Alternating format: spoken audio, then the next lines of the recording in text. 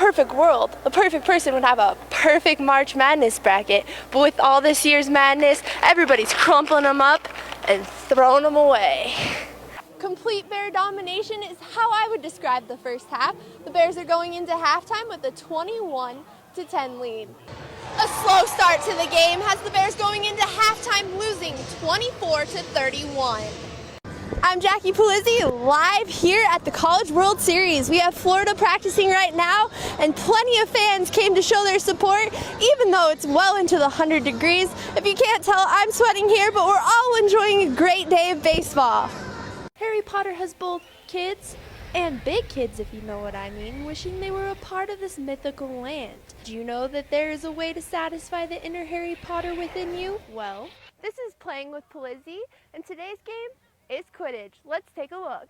The three leaders of the UNC Quidditch team walked me through how to play this mythical game. So it's made up of chasers, beaters, and seekers, just to keep it brief. So the chasers interact with the quaffle. It's a deflated volleyball. Their goal is to try to get the ball through the hoops of the opposing team. The beaters interact with a dodgeball, and their main job is to beat people. Seekers interact with the snitch. This is the snitch. Their job is to try to get this off of me because it's Velcroed. You think I can play? You think I can keep up with you guys? Let's go. Okay, well, let's try this out. So I decided to give it a shot. Put my 15 plus years of athletics to the test. Well, I realized fast, Harry Potter made this look a lot easier than it actually was. Even the most athletic person has a hard time running around with a stick between their legs, chasing a ball. So I have to ask, why can't we fly around like in the movie? Well, I guess flying hasn't been invented yet. After 15 minutes of hard play, I finally got the hang of things, and I even scored a point. But I think they gave me a pity point. I have a mad respect for these athletes because, well, this is not a game that everyone has the skill to play. Let's just say I'm crossing professional Quidditch player off of my list of potential careers. Bear fans, don't forget to tune in next week to see where Jackie Pulizzi is playing next. Reporting at the University of Northern Colorado, I'm Jackie Pulizzi, Bear News. There was a different vibe at Nottingham Stadium Saturday for Senior Day. From the senior ceremony to the first whistle, the Bears came out hungry, wanting to beat Montana. UNC took an early lead against the Grizzlies when Kyle Sloter and Hakeem Diggs found the back of the end zone after about 2 minutes of play. If you thought that was enough for the Bears, you're wrong. About a minute later, Miguel Dubs blocked a punt and ran the ball back for a TD. The UNC team's attitude has changed over the years.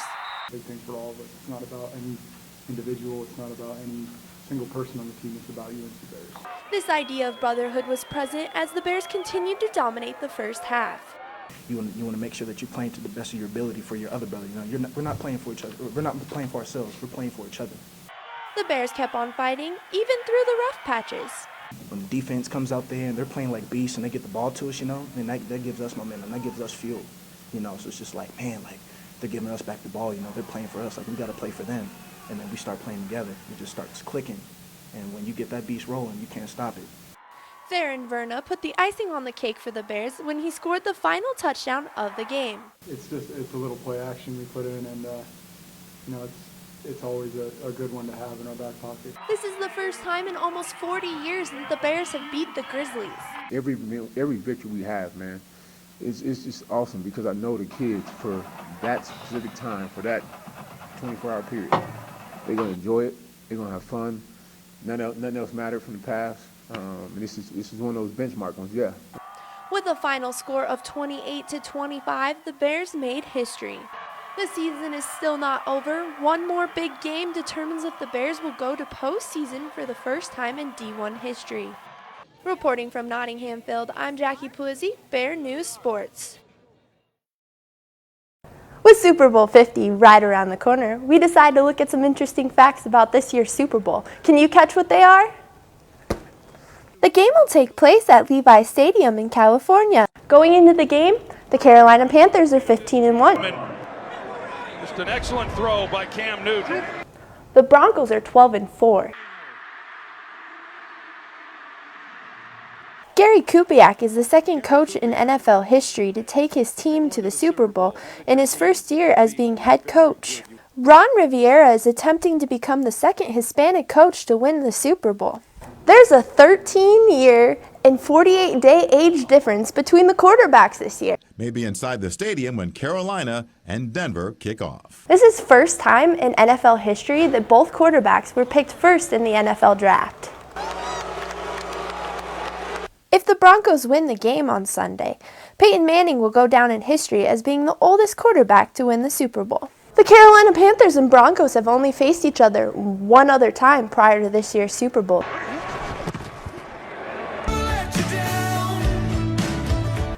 Reporting live from Bank of Colorado Arena, I'm Jacqueline Flizzi, Bear News.